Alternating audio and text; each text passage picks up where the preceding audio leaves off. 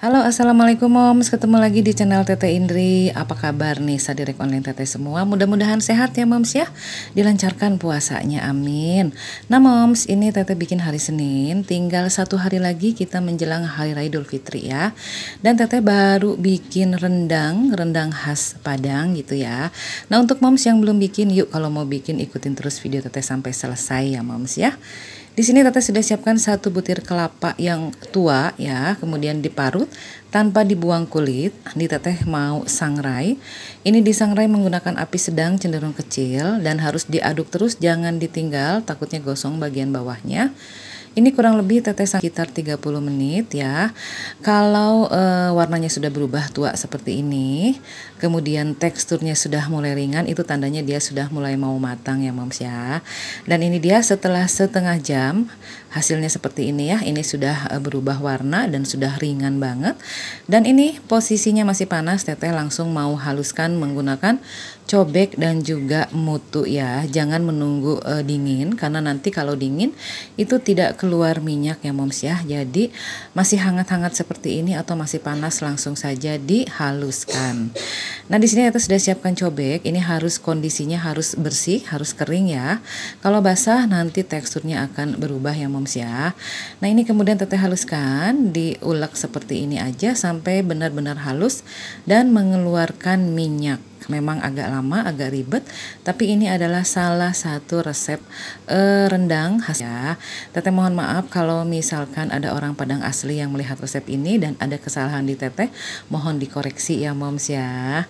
Nah lanjut, ini sudah selesai satu tahap ya.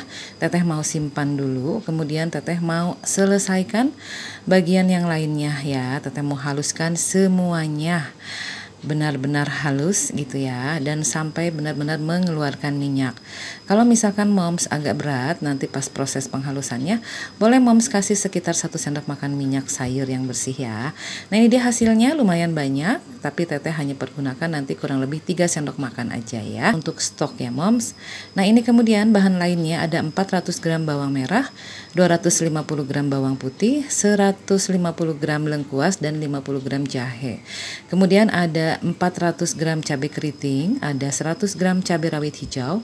Untuk cabai rawit hijau jangan di skip karena itu adalah salah satu resep rahasia dari rendang Padang ya. Dan ini adalah bumbu kambing, itu bisa di beli di pasar tradisional ya. Itu adalah pengganti rempah-rempah ya. Teteh mau menggunakan yang instan saja, yang sudah siap gitu ya. Dan kemudian Teteh mau sudah siapkan juga 2 lembar daun kunyit, kemudian ada 10 lembar daun jeruk dan juga 4 batang serai.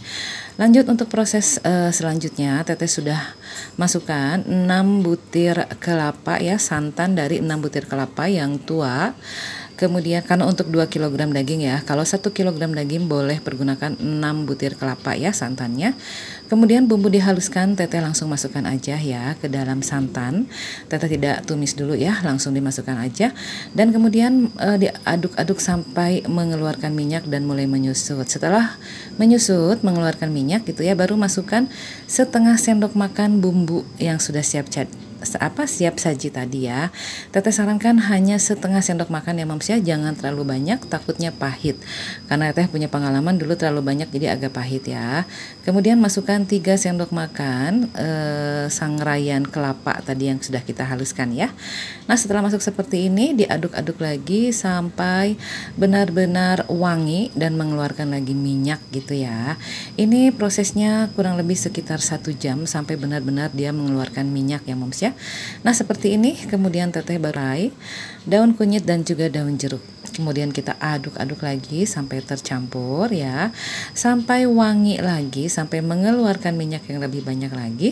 Baru kemudian Teteh mau masukkan dagingnya yang 2 kg. Di sini Teteh pergunakan daging paha sebelah kanan ya, daging sapi sebelah kanan karena itu paling bagus tekstur dan seratnya untuk rendang ya moms ya. Nah ini sudah Teteh masukkan semua. Kemudian diaduk-aduk lagi. Ini usahakan diaduknya perlahan supaya dagingnya tidak hancur ya. Ini kurang lebih proses pemasakan rendang ini sekitar 5 jam ya moms ya. Lumayan lama karena Teteh menggunakan gas, kompor gas ya, tidak menggunakan tungku gitu ya moms ya.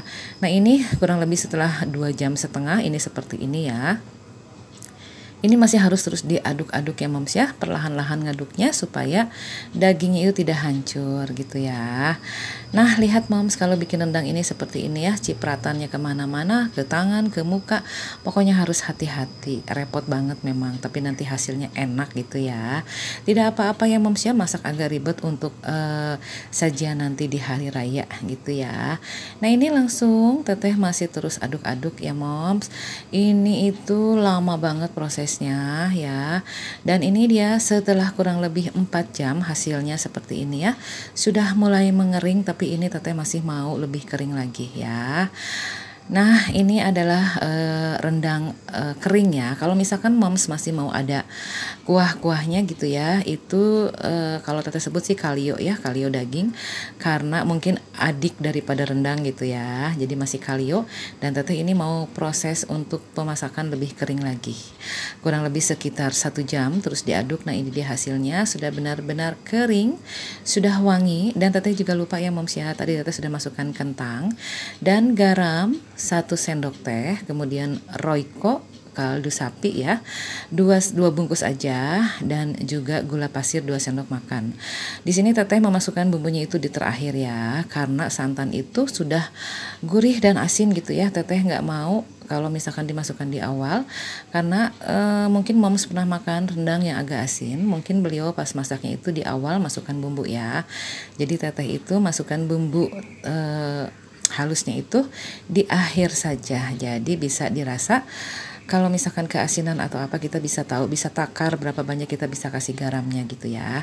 Nah ini dia moms, mudah-mudahan moms terinspirasi ya untuk membuat rendang ala teteh. Dagingnya ini lembut banget ya, tidak hancur.